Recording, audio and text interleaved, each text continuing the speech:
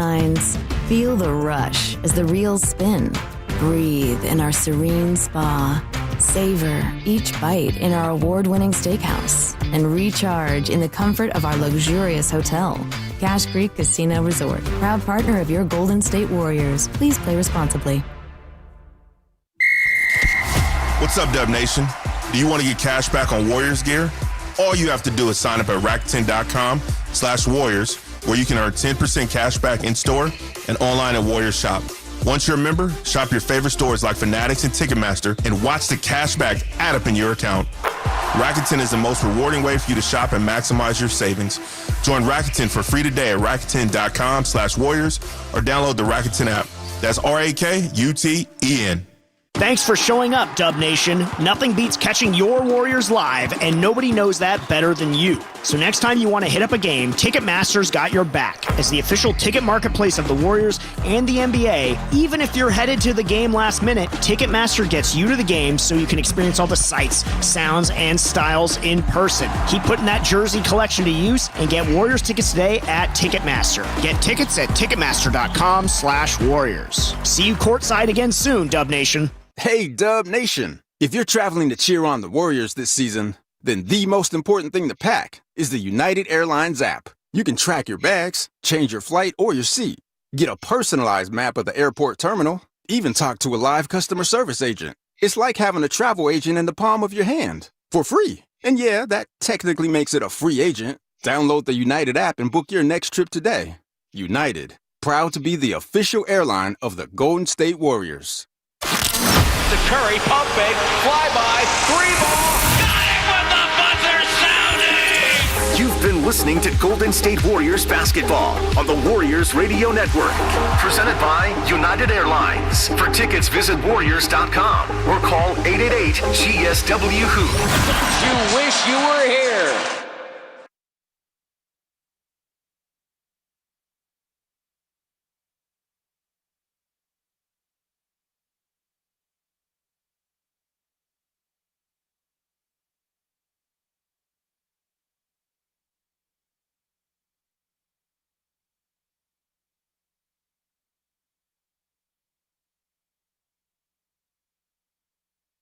Here comes Wembanyama across. They throw it to the backcourt. Fox there. Fox will dribble it up. Drifts to his left on GP2. Fox fades, fires. The shot's up. It's no good. It bounces away. The horn sounds. The Warriors have won!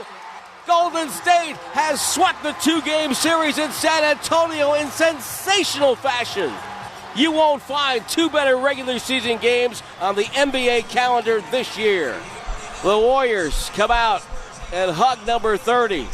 And the Warriors, with a lot of handshakes, Draymond Green pointing at just about everybody. And this crowd turns and walks out into the Texas evening in stunned silence. The Spurs had a 10-point second-half lead. And the Warriors come away with a win.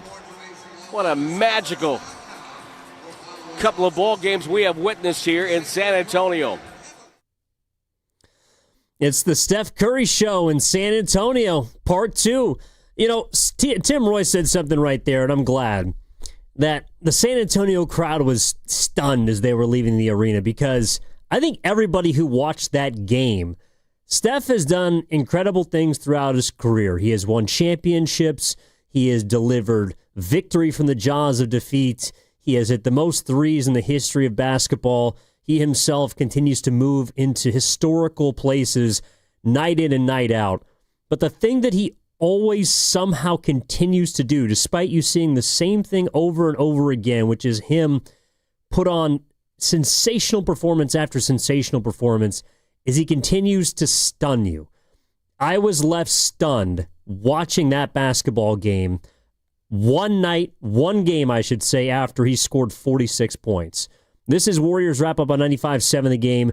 Evan Giddings with you. We got Cameron Williams. We got Steven Risotto. They're having a party in the production studio because Steph Curry just put on a freaking show down south. 49 points for Steph Curry as the Warriors steal 2 on the road.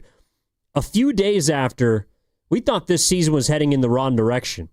As Steph Curry can only do, he restores order to a Golden State Warriors franchise that is just lucky to have him, is lucky to have an all-timer, is lucky to have one of the greats, and tonight he was the difference yet again between losing and winning. This was a game where Victor Wembanyama was and is probably the most physically unique human being in the National Basketball Association. Steph Curry was the alien tonight. Steph Curry was the guy that made you say, wow. Steph Curry was the one that made you reconsider why the Warriors could win that game. And they do it in 109-108 fashion in San Antonio. Back-to-back victories on the road after getting absolutely housed in Oklahoma City. They have two of their leaders call out the team, the commitment to winning, the agendas. Steph says that they have a film session. And this is how the last two games are how you know that his panic meter was really at a 4. Because, yeah, he sweated a lot last two games. I mean, he was sweating profusely by the end of tonight. He seemed tired. He seemed dead when he was going on the Amazon interview. I don't know if you were able to check it out. Amazon Prime, that is, with Blake Griffin, Udonis Haslem, Taylor Rooks, and Dirk Nowitzki. He looked tired, but he had enough left in the tank to go out and steal two from San Antonio. And tonight, he was better than the last game. I mean, 49 points in 36 minutes, 16 of 26 on the floor, 9 three-pointers, got to the line 8 times, made all of them. He was the only reason they won tonight. I mean, yes, don't get me wrong. Jimmy Butler, I thought, he was great. GP2 hit some massive threes down the stretch. Pods hit a big shot. I thought Will Richards stepped up in his second start in his NBA career. There were guys who pitched in and contributed. Draymond Green playing great defense in the first half against Big Vic. But it's all about 30, man. You know, it is all about 30. Doing it off the dribble, doing it without the ball, cutting to the paint. Got to the free throw line, by the way, 5 of those 8 times in the fourth quarter alone. And the Spurs just looked like a team that he just walked down. And I know that Steph Curry is without a shoe deal right now. He came out and rocking the Kobe, the GG tributes, which was a really cool thing before the game. He switched shoes at some point I saw on social media during the game. Maybe he should sign with Jordan. That was a Jordan-esque performance tonight. And oh, by the way, he ties what many people believe to be the GOAT with 44 40-plus point games after the age of 30. Just an unbelievable performance by Steph. That second half was something else. Scores 31 points in the second half for his second consecutive game. He gets you 18 in the third quarter after he got you 22 on Wednesday. And he backs it up with double digits in the fourth and just sinks the San Antonio Spurs. I mean, that was a game. That was a game to remember. And I'm sure the NBA and the Emirates Cup certainly appreciated Curry doing that on their floor, which was looking pretty nice, by the way. But that's an early game of the year candidate. I'll say that. I know that we're in November 5th, 14th. Warriors just won their 8th game of the year, game 14. But considering what he did on Wednesday and what he was able to do tonight, that was one that we're going to remember for a little bit. Like, think about it. So they were down 10 points with about 7.5 left. I don't know what everybody else was watching or kind of paying attention to, but to me that fourth quarter was just a roller coaster of emotions. There were 8 lead changes in the second half, and that fourth quarter, to me, and we can go through this game, whatever part you want to get into, whoever you want to talk about. Could be Steph, could be others. 888-957-9570 is the number. But when the Warriors got whistled 6 times in a 1-minute span, and Steve Kerr got a technical foul with 7.5 left. By the way, Wembanyama, it's crazy that a 7'6" player is going to go to the free throw line and take a tech. But they go up 92-82, the Spurs do. And then Curry, it was a point in the game in which it looked like the Warriors were done. And like so many times before, where it feels like it's beginning to slip, the game's beginning to spiral. You know, the opposition is beginning to sort of, enforce itself. Curry just took over, scored 10 straight points to pull the Warriors within 5. And then after a Wembanyama three-pointer, GP2 hits a big 3 from the corner. Pods follows it with a massive triple to make it 198. And all of a sudden, we got a ball game with about 4.5 left. And then they try, and this is the thing, too. Like, I was getting a lot of texts, and I understand it. Can we please, San Antonio, throw a double at Steph Curry? Can we please get him off the ball? I'll get to that in a moment, because they do double him after that Pods triple. They do take the ball out of his hands after a Vassell miss. And he throws it right to a wide-open Gary Payton II. Knocks it down from the wing to give the Warriors their first lead in the fourth, and wraps a 19-8 Warriors push after all these whistles, all these fouls. Wemby had a alley-oop dunk over Draymond that was waved off. Draymond's out of the game because of it with his fifth foul. He's standing over Draymond. There was a lot of antics. Kerr gets hit with the technical foul. After all that, a 19-8 push. They take the lead 101 to 100. It was a part of 3 lead changes in the final 3 minutes. And then Wembanyama hits a big three. Draymond comes back in with 2:32 left with 5 fouls. And they just continue to fight the Warriors do. And this is where I would say, yes, they tried to double Steph, but the moment Draymond comes back in, Curry cuts to the basket, off ball for an easy little finger roll layup. De'Aaron Fox, a bad turnover. And then what I thought could have been the play of the game, which is when Wembanyama, I thought he saved the game after Jimmy Butler pulls them within 108-107, with 57 seconds left. Vic then misses a wide-open jump shot from 18 feet head of the key. Curry gets the rebound, steams up court, throws a beautiful and dangerous behind-the-back pass to Jimmy Butler. And with 33 seconds left, Jimmy thought he had the opening, tries to use his body to kind of ward off Wembanyama, but that dude's 7 foot what? He's still growing. And his left arm had an extra inch or two on that play because he reaches from what looked like the other side of the paint and blocks Jimmy Butler. They have the ball. Now the Spurs do. Warriors not in foul situation yet. They have the ball with a chance to go up by potentially 2 possessions. De'Aaron Fox misses a 17-foot pull-up. And then the Warriors get the rebound. Curry speeds ahead, draws contact as he jumps into De'Aaron Fox, draws clear contact, 2 free throws. You know both of those are going down. Gives them the lead. They get one last stop on the De'Aaron Fox front rim, and out. 18-foot jump shot. And the game is over, and the Warriors steal it in San Antonio. Just an unbelievable final 7.5 minutes. And for Steph Curry to do what he did, it leaves you reconsidering, again, every single time you see him have games like that, and especially on the heels of what he did in San Antonio 2 days before. A night after he got absolutely, and the Warriors did, shut down by Oklahoma City. And he was kind of coy with it after the game, was being asked about it. I think it was by Nowitzki, asked about how they bounced back from Oklahoma City, and he says, I think everyone's taking a licking like that against OKC this year, and he ain't wrong, because OKC's the best team in the league. But a night after, and then 2 nights after that, Steph Curry restores order to Golden State and just continues to remind you that this dude is one of the all-time greats and is the Warriors franchise. Just an awesome performance by Steph tonight.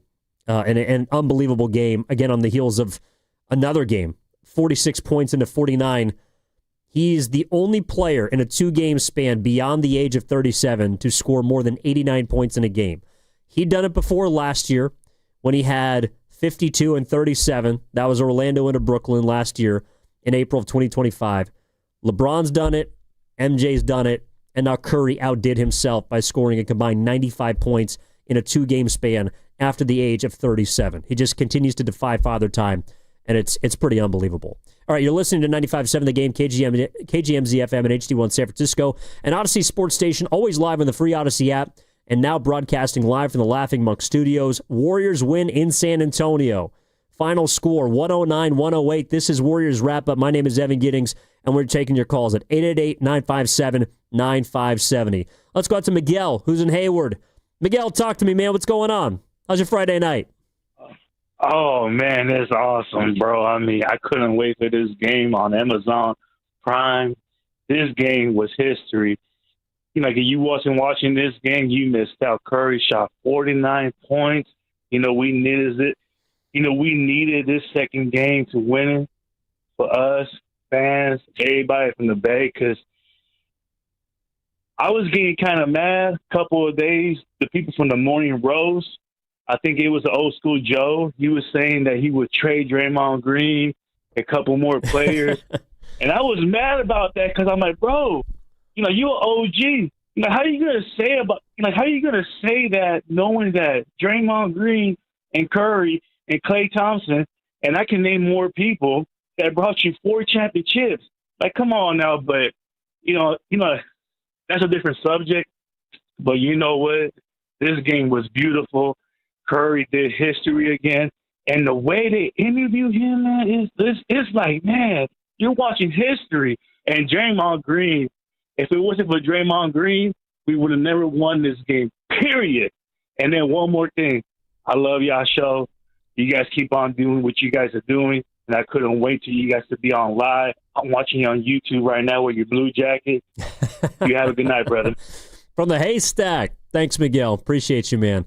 Yeah, and it's interesting you talk about Draymond because I thought for much of this game he was the definition of ambition. An ambitious try to continue to shoot around Victor Wembanyama. But he gave it to him on the other end. Like, I got to say this, and you're right, Miguel. I think you're right from the standpoint that first half kind of kept the Warriors in the game, right? They only scored 109 points. Curry damn near at half of them. But defense was their calling card in the first half because their offense was largely dormant. Steph had 18 points. I think he had 4 threes in the first half, and the rest of the Warriors had 2. And I believe they both belonged to Will Richard. Pods might have had one as well, but they were not shooting the ball well whatsoever from downtown. They could not hit a 3. Steph in this game was 9 for 17. The rest of the Warriors were 8 for 28 from distance. And so it came down to, how are you going to get stops? And I think that what Draymond did against Wembanyama also started 2 nights ago. I gave Draymond his flowers when we were up here talking on Warriors wrap-up after his defensive performance on Vic on Wednesday, held him to 3 of 10 shooting, did a really good job on him, basically frustrating him, helping to force 8 of those turnovers. Yes, he did have a triple-double, but turned the ball over 8 times and it was a -9. I thought he did a really good job on Wembanyama. And then in the first half, Wembanyama was much more efficient. Had a couple threes on 5 attempts. I think he was 4 of 6 total in the first half. But you could tell he wanted no part of the restricted area. It was all jump shots. And to me, that was as much about, yes, the job that Draymond was doing tonight, but it was more about Wembanyama knew that was not going to be available to him. And he was not going to be able to shoot an efficient clip on getting to the paint because of what Draymond did to him 2 nights prior. So that defense sort of got in his head. Like, this is a baseball series. And to me, both teams really had each other figured out. And I know you're not going to play two back-to-back during the regular season a lot, but that sort of mimics what happens in a playoff series. Adjust to the adjustment. And I thought the adjustment of Wembanyama tonight was he was going to try and be a little more of a distributor, was going to try and take better care of the basketball, which he did. And he had 8 turnovers on Wednesday, only had 3 tonight. And his assist numbers weren't high, but I thought he was a bit more passive tonight than he was on Wednesday. And the majority of his scoring came in the second half. Hit some big threes, too. Started to get a bit aggressive going at Draymond in the second half in that third quarter. But you're right, Miguel, that I think Draymond's defense was a big reason why the Warriors were able to keep Wembanyama, relatively speaking, in check. He did have 26 and 12 tonight, but he was not that efficient, or was not that effective and aggressive, I think, in the first half. And you could tell when Draymond went to the bench with his 5th foul because Wembanyama got basically 2 called on him in a span of 6 seconds during that flurry of fouls midway through the fourth quarter. The defense changed a little bit. Horford, God, they had Jimmy Butler guarding Wembanyama, had an easy putback over him, couple of offensive rebounds. Like, there's just nobody that can really box him out in general. And for whatever reason, I thought Draymond, maybe because of the experience, maybe because Wemby is still a little light, relatively speaking, despite his size. Draymond has always given up pounds, has always given up height, knows how to play against those bigger guys. When he was off the floor in the fourth quarter, you could really tell there was a difference. And Draymond comes back with 2:32 left, does not foul out of the game, and helps the Warriors get a big-time win. So I like it. 888-957-9570 is the number. Let's go to Jim. Jim is in St. Louis, quickly becoming a fan favorite. Jim, what's up, man? How we doing? Oh, man, fabulous. Hey, I was thinking about Wemby. How could you not? If he modeled, can you hear me? I got you, Jim. What's up? Okay. If Wemby played like Jimmy does, he would probably score 50 points. You know what I mean? Well, Wemby's 22 years old, I think. So he's got a little bit of time, Jim. But I apologize, Jim. He's 21 years old. Yeah, well, it doesn't matter. He's amazing. But if he played like Jimmy does, he would have fouled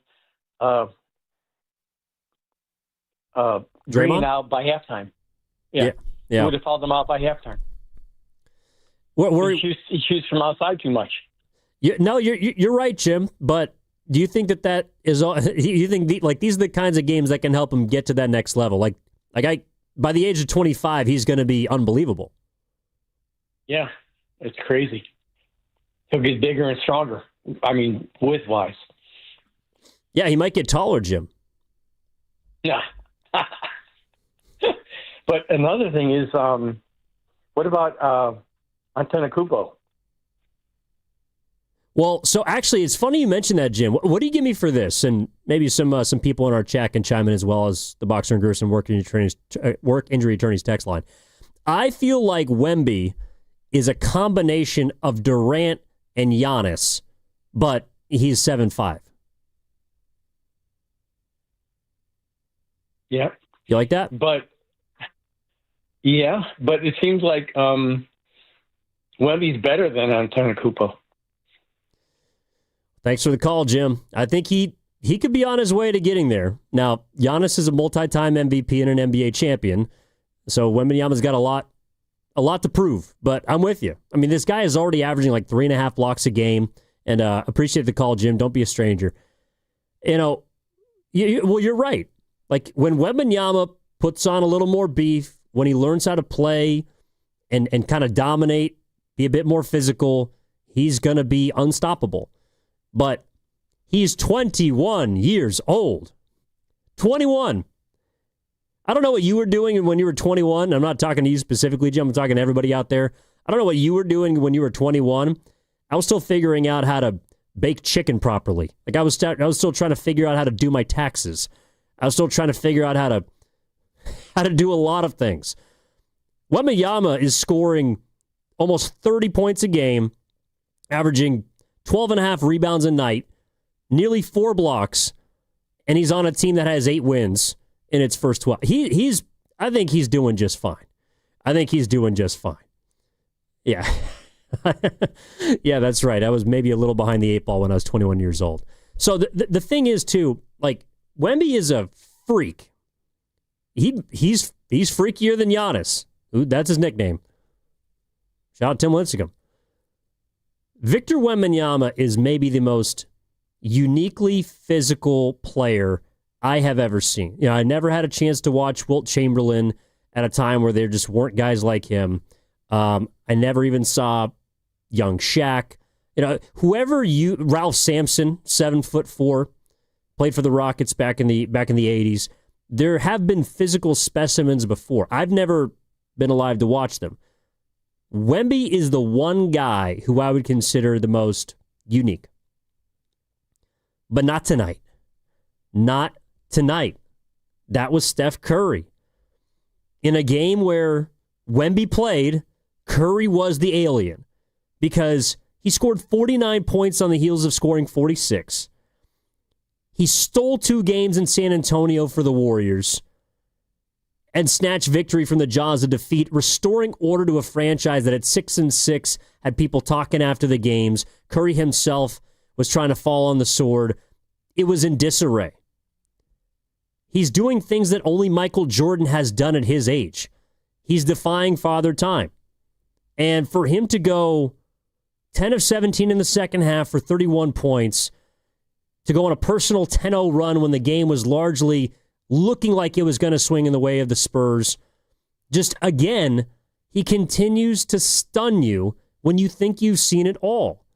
That's what the greats do. That's what the all-timers do. And that's why when people say he's their GOAT, he's their favorite, he's the best they've ever seen, I can't refute that. He is one of the most unbelievable players I've ever witnessed in my entire life. He's one of the most unbelievable players I've heard other people who have seen people from past generations, past players, say that they've watched in their lives. His ability to score, to bend the game to his will, it goes across the history of the game. And for him then to walk out after the game and be incredibly humble about it is something I don't know I've seen anybody else do. It's crazy. This is from the 208, by the way. Boxer and Gerson working to return his text line. Wemby is KD and Kareem in one. Give him time. Most dominant, unique big man in the NBA. Well, that last part I agree with. Again, I didn't have a chance to watch Kareem live, but that's a great comp, and I'll run that by a few people who have seen more basketball than I. Yep, and Steph also now might be the right time to sign a new shoe deal. Like he just dropped Under Armour, and well, from what I read in 2023, he re-upped, signed an extension that would have been worth up to, I don't know if it was, but up to $1 billion. I cannot imagine the next shoe deal that he signs with whoever. Maybe he stays independent, maybe he doesn't.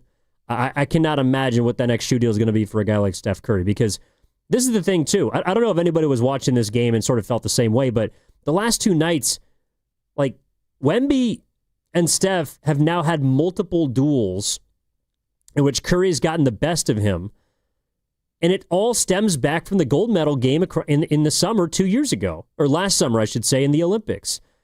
They continue to show the shot, the still shot, I mean, of the shot, over and over. It was on the NBC Sports broadcast 2 nights ago, was on Prime tonight. Still shot of Wemby just looking like he's about to swallow Steph with his, 10-foot wingspan, and the ball is past Wemby's outstretched hand, and it's nothing but nylon. In Paris, in Wemby's home state, in his home country, taking his gold medal in front of his home crowd, and having the French broadcast call Curry the devil. He's a devil. He's taking it from us. And I don't know if there's a player that, from a basketball standpoint, dislikes Steph more than Vic, because he cannot beat this guy. It does not matter. He refuses to lose, Curry does, and it feels like Wembanyama is always at the center of attention. All right, 888-957-9570 is the number. Eric is in Millbrae. Eric, what's up, man? You're on Warriors Wrap-Up. How we doing?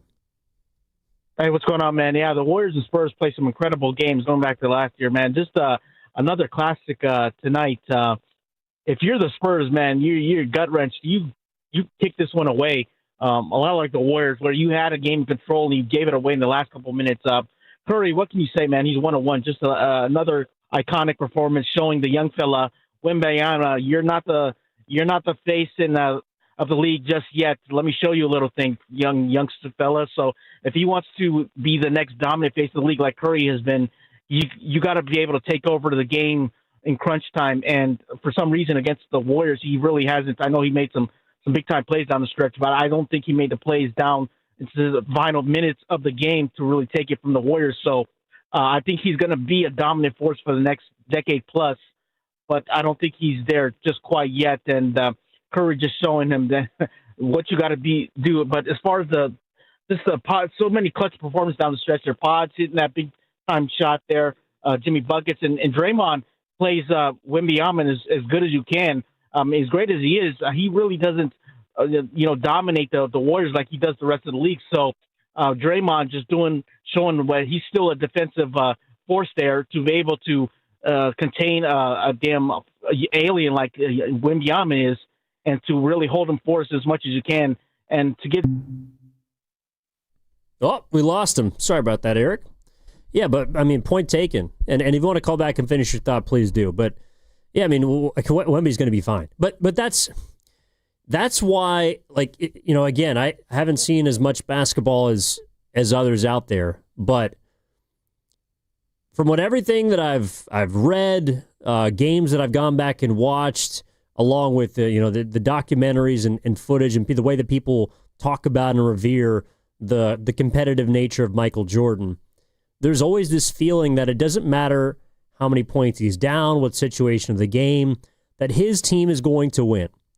And the last few years, I mean, really, I would say since 2022, there is this feeling that as long as the Warriors are within striking distance, Curry's going to win you the game.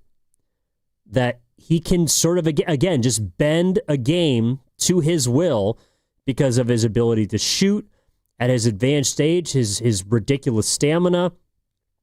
Really just his ability to take over on the offensive end.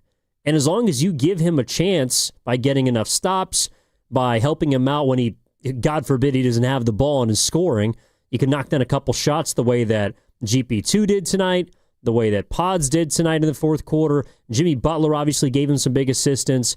And that's another part about it, too. Like, the Warriors were not dead, but when Curry goes to the bench at the end of that third quarter, you're wondering, all right, can we survive? And that's where Jimmy Butler does come into play. You got to give him credit. Jimmy Butler had enough in the tank 2 days after giving the Warriors 28 and knocking down 5 threes to help them get 21 points, to also do enough on the other end because now he's basically playing the four most of the time. I know Al Horford was out there. Quentin Post got some minutes. The Warriors have won back-to-back games against the tallest player in the NBA with a small ball lineup. They've started Draymond at the 5 successive games. I don't know how long they can continue to do it, but with Curry, Richard, Moody, Butler, Draymond, they've won back-to-back games. And I expect them to stick with it until it doesn't work anymore. But that means that Jimmy has to play up a position. Draymond, we know, can play up a position and hopefully is able to remain healthy in the meantime. But they're asking a lot of smaller bodies, and that is one thing that continues to just, again, jump out at you when you watch this team is they are so small. I mean, yet again, 2 nights ago, it was with free throws and three-pointers that they beat the Spurs. Tonight, while they weren't able to hit as many threes, and they didn't get to the free throw line 36 times, tonight they did it more with defense. They were able to stop the Spurs and get stops and big plays when they needed them. They were still out-rebounded. They still got hammered on the boards, 47-39. The other thing they did, too, in the first half, which I think kept it close, was, and Kerr's been preaching this for a while, is they won the possession battle. In the first half, they only had 8 turnovers. And while they're on pace for 16, not a great amount, they forced 14 of them. And they got 17 points off those turnovers. So they kept themselves in the game when they weren't knocking down shots by just taking care of the ball. And that's where, again, if you're a Warriors group that is kind of offensively challenged, it's all about Steph and then other guys sort of chipping in, as Jimmy is the Robin, so to speak. You cannot kill yourself with turnovers. And you saw that nearly hurt the Warriors down the stretch to a point where they almost lost this game. Curry had a big turnover down the stretch of that game that turned into 2 points. It felt like whenever the Spurs were able to strip the Warriors on a live ball possession and get that turn, it was 2 points the other way. So taking care of the basketball, immensely important for this Warriors group. They only ended up with 14 turnovers. That's a pretty good mark. If they're at 15 or less, I like their chances. They didn't shoot the ball particularly well tonight. A big part of that was the presence, and I just think Wemby's ability to alter anything inside the paint, even if he didn't block it, of which he got 3. It felt like he had 5 or 6 blocks tonight because there were guys that were just afraid to shoot the moment they step inside the three-point line. He changes the dynamic of that end of the floor. And to watch the kind of the contrast between how Curry is able to basically morph the offensive end to do what he wants, Wemby kind of does it on the other end. And obviously Curry did enough to get the win tonight. But Wembanyama defensively is, I don't know if he has another level to reach, but he's already the best defensive player in basketball. And I'm not sure it's particularly close. Like, he would have won DPOY last year if he had breached the games threshold. If he plays 65, it's his. So for the Warriors to not shoot it particularly well from inside the three-point line doesn't necessarily shock me. Tonight they were, 21 of 45 inside the three-point line, which is not great. Certainly not where it was on Wednesday. And then outside of Steph, they didn't shoot the ball well from three-point range at all. They got to the free throw line, which is another thing that Jimmy Butler did. You saw them hit a little bit of a snag in terms of their energy in, I think it was the third quarter. This is something that I did notice. So the Warriors go into the break 47-45. And they didn't get a stoppage, like a media timeout stoppage, until the 6:50 mark of the third. I think you saw during that point, Curry look a little bit tired, Draymond look a little bit tired, Jimmy look a little bit tired for basically playing 5+ straight minutes on the floor.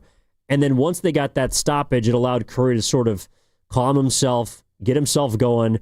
And if you noticed, the majority of his points came after the 6:50 mark, in which he got a total of 18 points in the third quarter. Ended up hitting 4 threes. He went, I think it was 7 of 10 total from the floor, but he knocked down 4 threes in that quarter.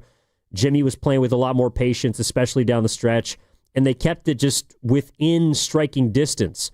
You know, it was only 79-77 Spurs going into the fourth quarter. So they kept themselves in that game, and then Curry stole it from him at the end. It's the same thing he did to Denver.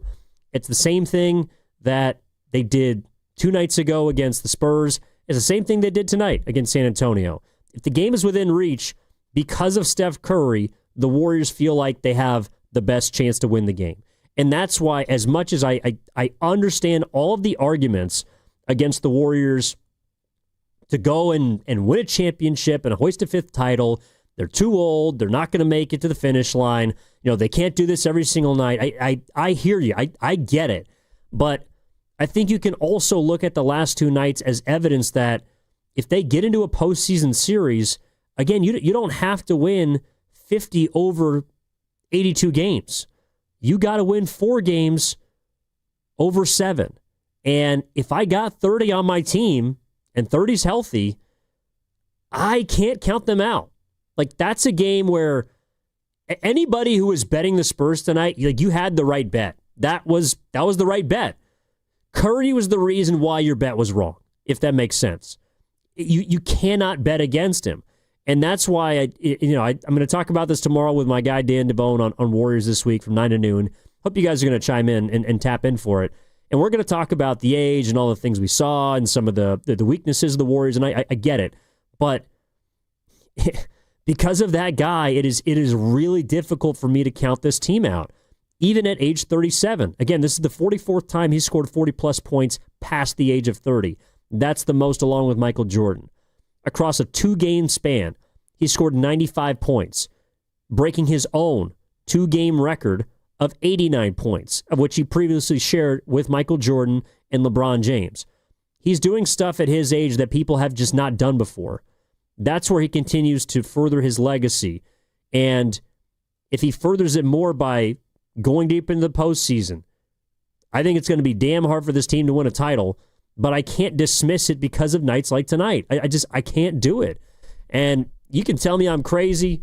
You can tell me he might get hurt. You can tell me that the Warriors as a whole just don't have enough around them. I understand all of it. But you watch a game like tonight, you get stunned, you get floored, you get flabbergasted, you get whatever in your feelings is the way you feel.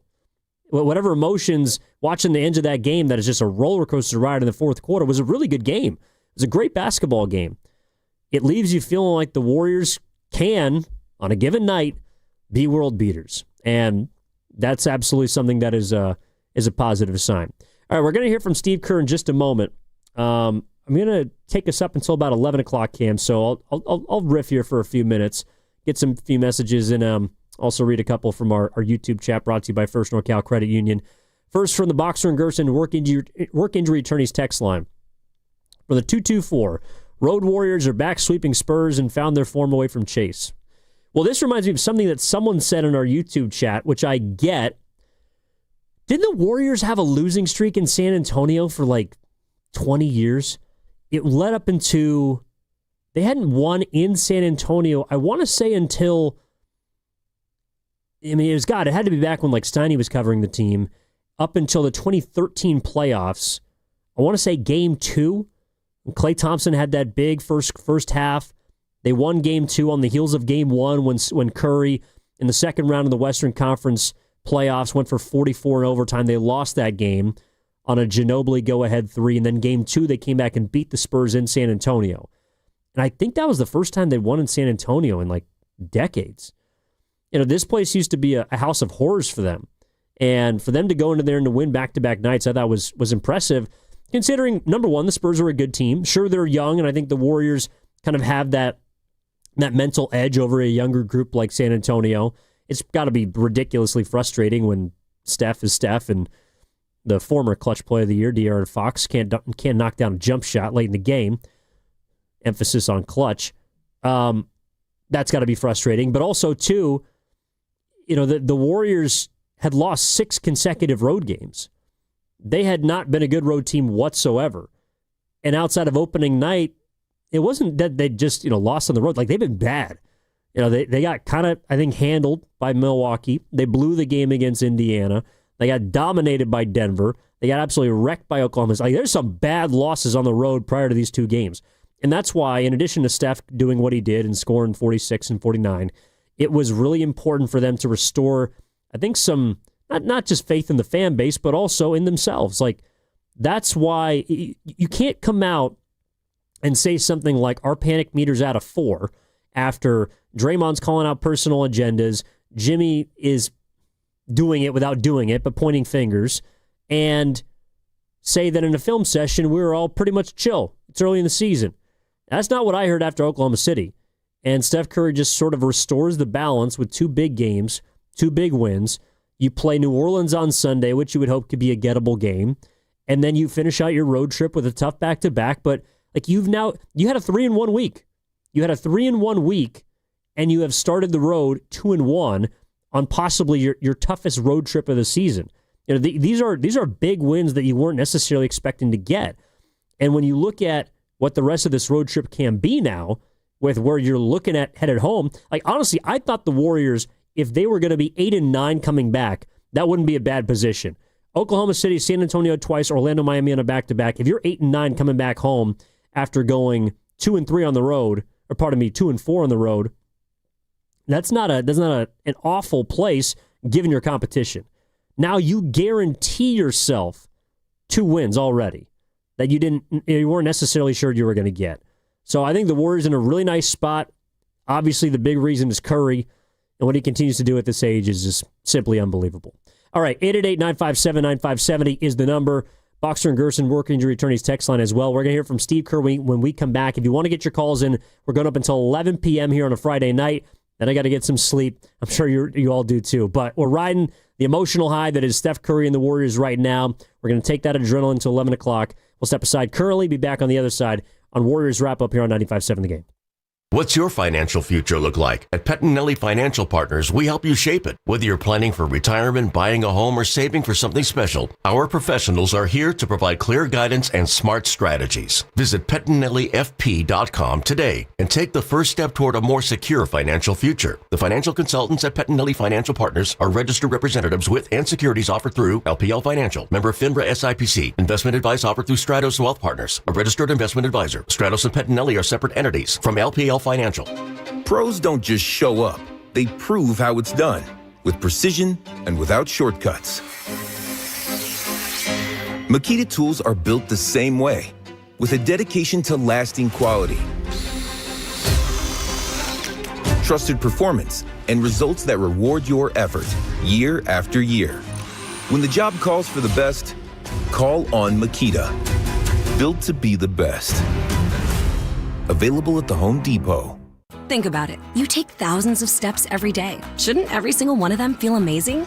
Well, with Arch Fit hands-free Skechers slip-ins, they can. Skechers teamed up with podiatrists to design a shoe that provides amazing arch support for all-day comfort. And best of all, you get all this comfort, stability, and support with the ease of Skechers slip-ins technology. Just slip them on. There's no bending down and no struggling to tie your shoes. Just step in and go. Try Arch Fit hands-free Skechers slip-ins at a Skechers store, Skechers.com, or wherever comfortable footwear is sold. Joe Shasky here for Golden State Lumber and Showroom. Consider their Stockton yard as the go-to resource for building professionals in San Joaquin County, with over 40 acres of premium building materials available to the public. For bigger jobs, you can count on Golden State's large fleet of trucks for timely delivery. It's their goal to keep your project on time and on budget. Building a better Bay Area for over 70 years. Golden State Lumber and Showroom. When you succeed, we succeed. It's time to get away to Cache Creek Casino Resort during our Frosty Fortunes drawings going on now until December 21st. Celebrate the holiday season with hourly cash prizes every Sunday from 1 to 6 p.m.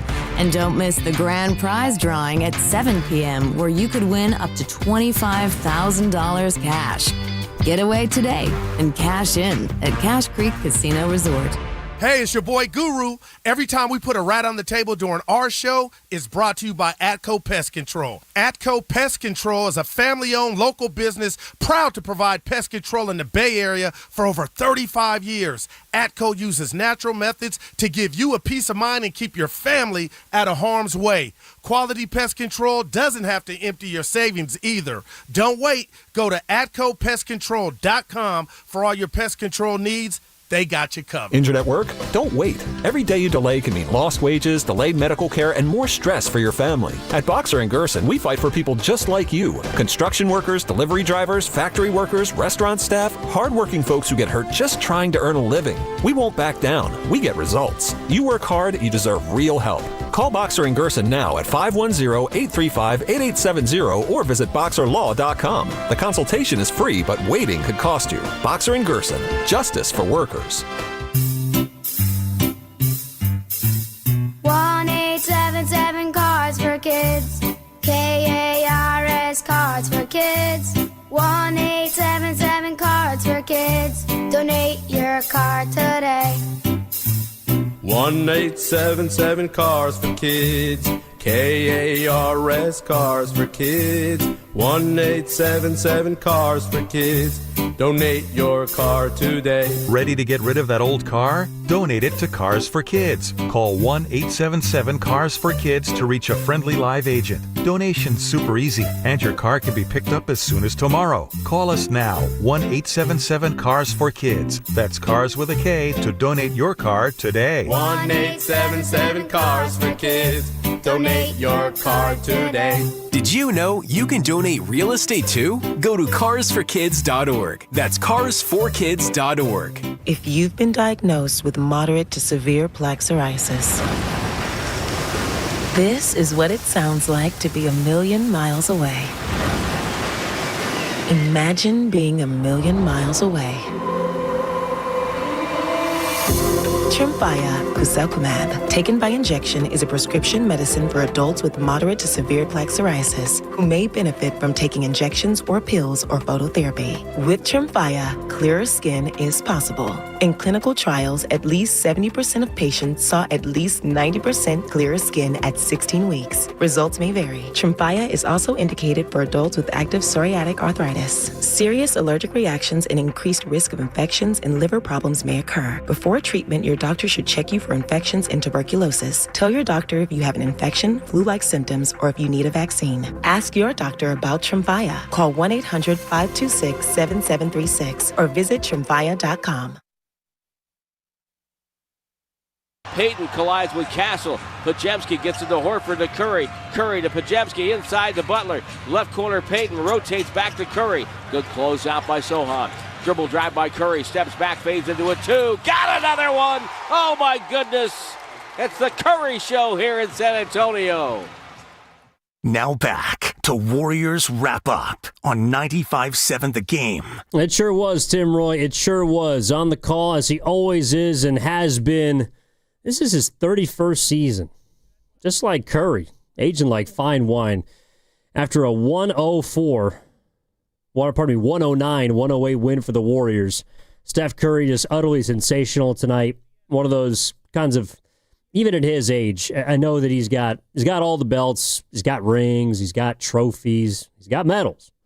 But he's also got some all-time performances left in his Batman belt. Now, he is Batman. Tonight he was awesome again against the Spurs. Big reason they got 2 wins. 2 games back above 500, a couple of road victories in San Antonio as he defeats Wembanyama and San Antonio. All right, we got a couple extended pieces of sounds for you here on Warriors Wrap-Up. Evan Giddings with you. If you want to hit the phone lines, if you want to chime in on the Boxer and Gerson work injury attorneys text line, 888-957-9570 is the number to call. I got Steph Curry and I got Steve Kerr. So I was taking the pulse of some of the people in our lovable YouTube chat right before we came back for commercial break, and I was saying, Curry or Kerr? Curry or Kerr? Let's go to the man of the night. You like when something like that? It just keeps you engaged. Like, I'm aware of everything. It's pretty fun. I don't think I told. I like the free throws at the end of the game. Like, you got to find something to take the nerves out. And for me, like, that's just embracing the moment and smiling, having a good time. And when he started that, especially with their fan, whatever the fanatics they got up there in the stands right behind the basket, I kind of wanted to acknowledge it and not let it surprise me. So I played into it. Thankfully, I made them. Playoff game tonight? Yes and no. I mean, having played them back-to-back games with subtle adjustments, that is always fun to try to figure out on the fly. Like, and they were pretty fast and physical in the first half, and shots were a little hard to come by. But then we kind of settled into it, and to your point about just the intensity, the in-season tournament thing, it's working in a sense of giving you an atmosphere and something that feels a little different than just a normal regular season game. Guys really want to get to Vegas. How aware were you of tying Michael Jordan for 40-point games at your age? Very aware. I threw up I did it backwards, though. It's the second time I've done that. But yeah, I was aware of it for sure. Something just, I didn't know about it going one away until last game, and then obviously was asked about it. And then when I got over that number, like, that's pretty cool, just from an individual accomplishment perspective, just to be able to be in that type of company. And longevity is something I pride myself on, so that was pretty cool. Did the fact you wore Nike's pregame for that signify? I'm free agent. I'm out here. There's new beginnings. I was, blessed to have an unbelievable experience, to take a chance on something that meant a lot to me over the last 13 years, and extremely proud of what myself, my team, everybody who was able to touch that business for that long. We all should be proud of what we were able to accomplish, and taking a basketball brand or a brand and category that wasn't really a thing before to where we did. But I'm excited about the future. Why did that partnership end now? Why did that partnership with Under Armour end now? Just in the best interest of both parties. The sneaker industry is difficult, and like I said, things change over time, and to the point of you give your best effort to create something sustainable. And a little disappointing knowing how it turned out based on where Curry brand has been the last 5 years, and the announcement we had 2 years ago. But I think it's the right thing for everybody. And for me to be able to take the opportunity with Curry brand and what we've done in the community, what we've done from standing for something, changing the game for good is our tagline, and hopefully having something to show for it down the road. I'm excited about that. So why did you choose to wear the Bombas Niggas pregame? I think it's, well, one, I know it's just weird seeing me in anything else other than my own shoes, but just the idea of what he meant. I've talked about Kobe a lot. And that specific pair, I think it speaks for itself what it means. And other than that, it's just something that wanted to take advantage of that moment and pay tribute. And I think it gave me some good energy tonight. Will you be sticking with those shoes or testing out different companies pregame? Like, how will that work? I mean, the good thing about this situation is I love my own shoes and I'm out there hooping. Like, that's why I put those back on, and why I've designed, the kicks I have for as long as I have. But yeah, I'm gonna have some fun with this. And like you said, or like the question is in terms of being open to whatever opportunity is the right fit, but I'm gonna try everything out. Back to the game, how much do you guys thrive when Draymond's in that kind of intention, the intensity that he had with Wemby tonight?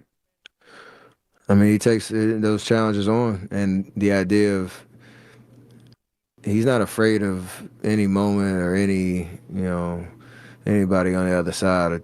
And we know, like, Wemby's going to get his numbers. He's going to have his moments. He's an unbelievable player. But over the course of the game, you're going to make him work. And you're going to feel him. And I told him, like, you remind people who you are. It's not about anything other than, making your presence felt. And he did exactly that. And thankfully, we were able to make enough plays down the stretch where it mattered. So that's why Draymond is who he is. He plays way above his size, and he has his whole career. And you can ride with that type of energy any night. How much is it fire between Steve Kerr get attacked down the 34? Kind of fire you guys up? Yeah, we love it. I mean, he's broken clipboards along the way. He's gotten texts. He gets fiery. This morning he was in his bag in terms of his speech he gave in our pregame meeting this morning, and you could tell like he still has that fastball if he needs it, and it's important for us to have that energy. Over the course of 82, like we're all in this fight together. I think he talked about that this morning. He showed it out there, and whether you win or lose, like you just want to have a unit and a team that's together, coaches included. What was unique about his pregame speech or the shoot around? When I've never heard him. Well, I shouldn't say never. He rarely talks about his Chicago days, and he gave some references to, how they approached their team and their identity by comparisons to like how a band comes together and everybody playing their role. You got your lead singers, you got your bass, your acoustic, your electric, whatever. You got your drummers, you got the stage hands, you got the guy that's plugging in the speakers. He said he was just above plugging in the speakers guy. But it speaks to like it all matters. There's value in all of that when a band's going on a tour. And I think Phil Jackson instilled that in him, and he used that as a reference for how we need to play and how we need to approach our identity. It's going to take a long time to get through this year in terms of doing that, but it's great to have a reference. I think that last part to me, and that was Steph Curry after the 109-108 win, in which he scored 49 points to beat the San Antonio Spurs the second game in a row. That to me is the most juicy thing, the most important part that he talked about. There's something that I want to play Steve Kerr in a sec here and hear what he thought about the game, but I doubt that he's going to be talking about his pregame speech because he always goes first. So I think the next time the media talks with Kerr, they'll probably ask him about it, but I think that's very telling. Kerr, the last couple of games, has trotted out a new lineup, right? Kuminga wasn't available tonight. He was doubtful coming in with the knee tendonitis, left at half of Wednesday's game. So he wasn't allowed to be, a member of the band today.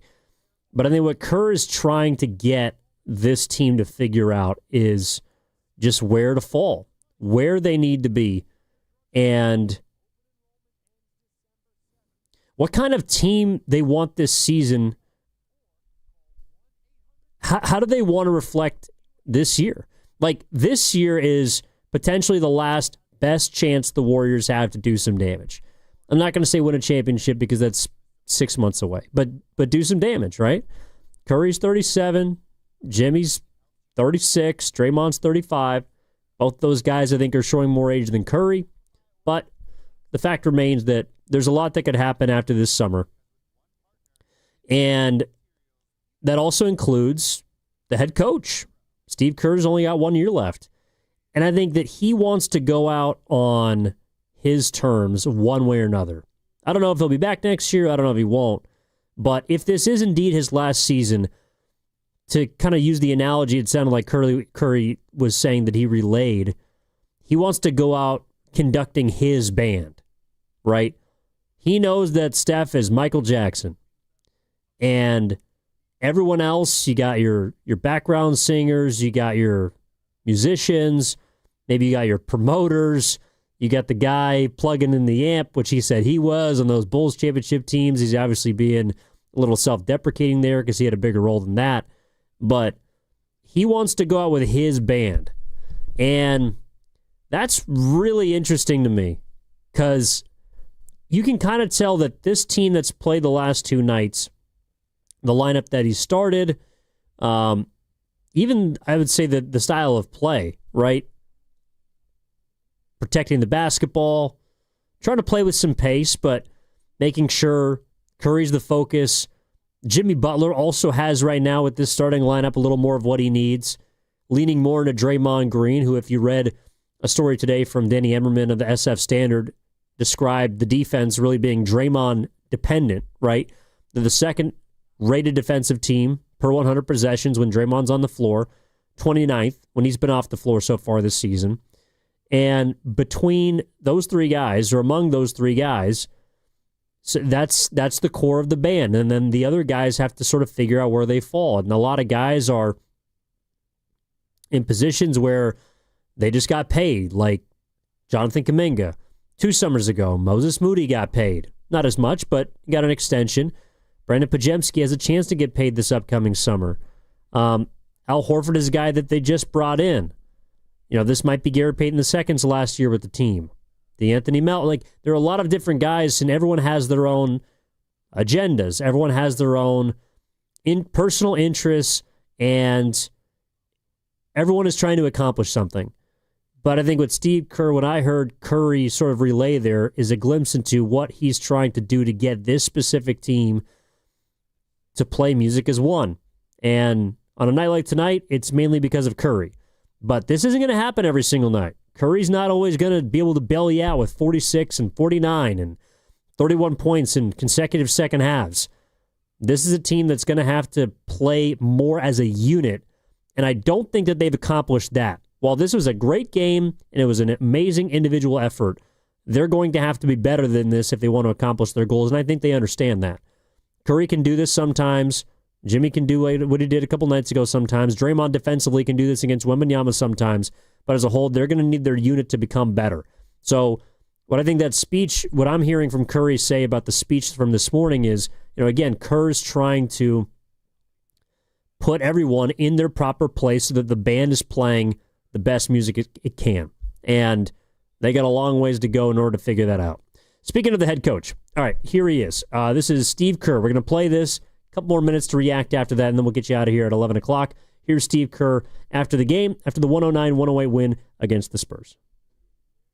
A guy who's been doing this for a long time and continues to amaze at 37, and a young guy over there, and he just destroys everything defensively. It's just so hard to get an easy basket. And every time you think you're free, he just comes out of nowhere and blocks a shot or gets in the way. And that was an incredible basketball game, high-level competition. I thought the Spurs defense was fantastic. They came out, obviously, after the other night when we were flowing and really moving the ball.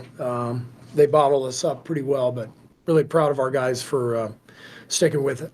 You having Paris flashbacks at the end there? Yeah, actually, I wasn't. Yeah, I mean, I still think about that photo of Steph, with Wemby running at him in Paris. I got to get that photo copied and put it in my house somewhere. But yeah, it's pretty remarkable watching Wemby play, just to see the versatility, the poise, everything he does to impact the game. He's a remarkable player. Played Steph 36 minutes tonight, I think, the entire third. You mentioned you guys were kind of getting bottled up. How much did it just feel like he was the offense? Yeah. I mean, we ended up with 18 assists, and we were trying to move the ball. I thought the intentions were great, but they were, again, super physical, and Wemby was everywhere.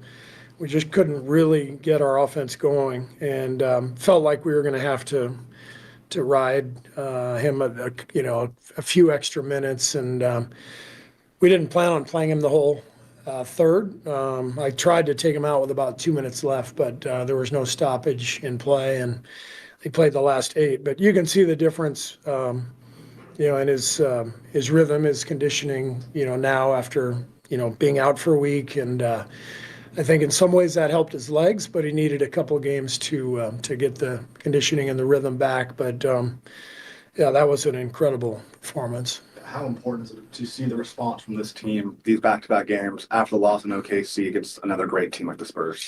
Yeah, it was it's just a fantastic, you know, 2 victories over a hell of a team on their home floor. You know, coming off that stretch where we were really struggling. So, really proud of the team and excited about where we are and where this is going as we look forward. But we're only halfway through the trip, so we got some tough games left.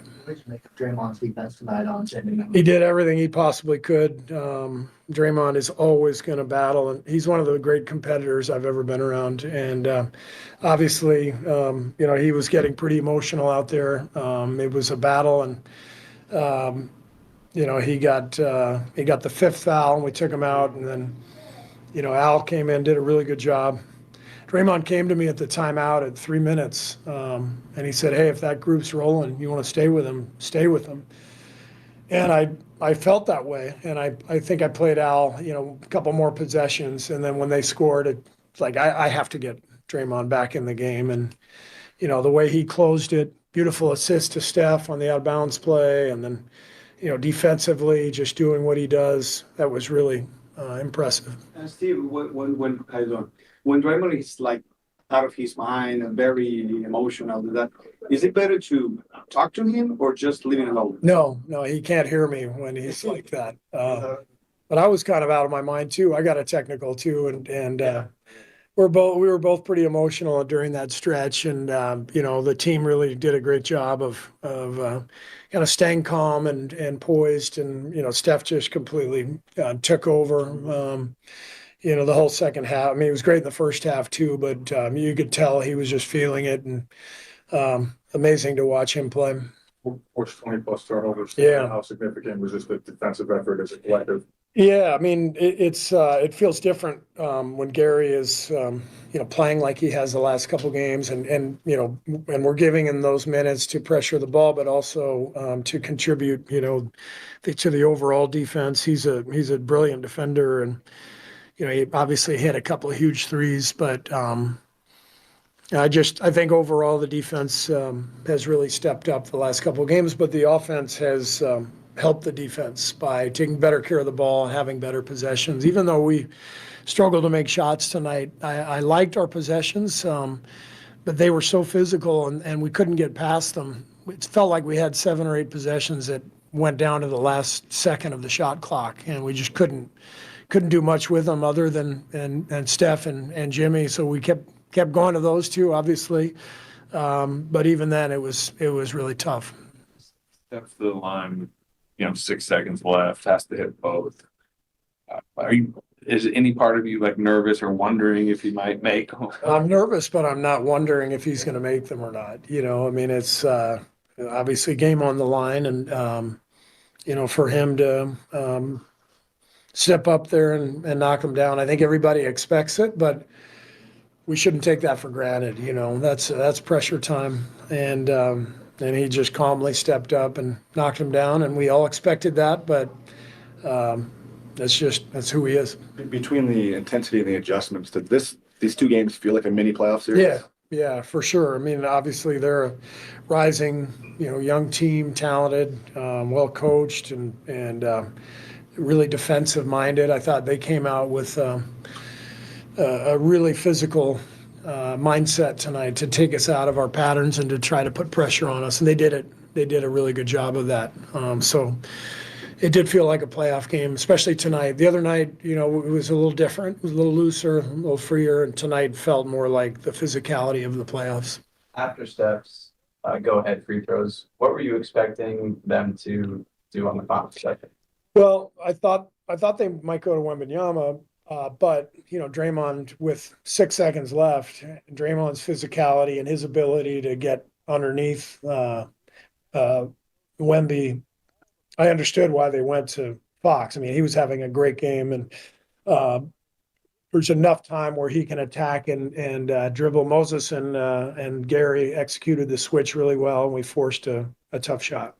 10 points and 3 assists, 3 rebounds. This kind of you think of the ideal Pods game, closing out the game in the fourth quarter. This kind of what you think. Yeah, these last 2 games he's been brilliant, and it's he's a little bit like Draymond in that what he does doesn't always end up reflected in the box score. I thought his 3 was maybe the shot of the game from the top of the key. It just kind of kept us right there. I think it cut it to 1, if I'm not mistaken. Obviously, Steph hit everything, but BP's 3, Gary's 2 threes, guys stepping up to keep us in the game. But Brandon does so much out there. I thought he had another great game. We are from Argentina. We came here from Argentina because SportsCenter is celebrating 25 years of Spanish in Latin America. So you play with them. It should be good for you as a coach now. Would you like to have a Manu Ginobili as a player in the Warriors? And if Manu plays, would I like to have Manu Ginobili on my team? Oh my gosh, would I ever? Manu. I played with him my last year, and it was his rookie year, and it was amazing watching him play, but also just who he was as a teammate. He meant so much to the locker room, just the chemistry, the camaraderie, the joy that he played with, the connection he had with the fans. And there's not a coach alive who wouldn't want to have Manu Ginobili on his team. Just a brilliant, brilliant player. Should be nice. Yeah. That'd be a hell of a backcourt. That'd be pretty nice, yeah. Steve Kerr, after the 109-108 win for the Warriors, kind of wrapping us up here on Warriors Wrap-Up in just an awesome night. Awesome game, early game of the year candidate. Certainly win of the year for the Warriors, which followed the win of the season so far on Wednesday. Curry somehow outdoes himself. It's something that only he knows how to do. And the Warriors get 2 wins right when they sort of begin to question themselves, and they look to 30, and he restores the balance as he does so well. So we're going to dig into all this and more coming up tomorrow morning on Warriors This Week with myself alongside Dan Devone. Looking forward to 3 hours of taking your calls, chatting with you, and also the YouTube chat. Real quick to the 408 to the Boxer and Gerson Work Injury Attorneys text line. Evan, would you call this road trip a failure if they lose out? I would call it very disappointing. I don't know if failure is the right word, especially this early in the year, but I got a feeling 408 they're not going to lose out. How about that? So the next time we chat, which will be after tomorrow, might be a few days. I know Granny's going to get in here and get some post games in too.